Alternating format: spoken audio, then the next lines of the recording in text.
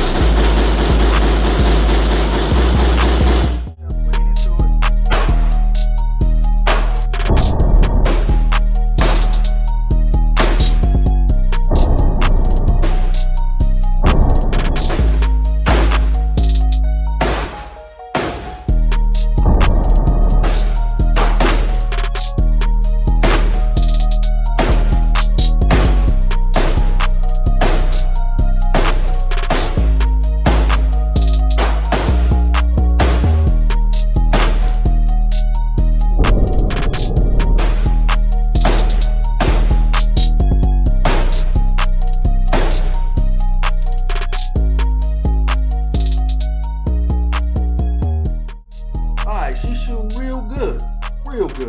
And she's not jumping all over the place either for be shooting without a brace. So, I am really liking the way this is going so far.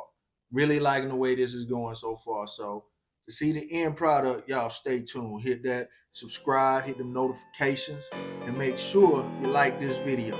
Johnny Snow about it.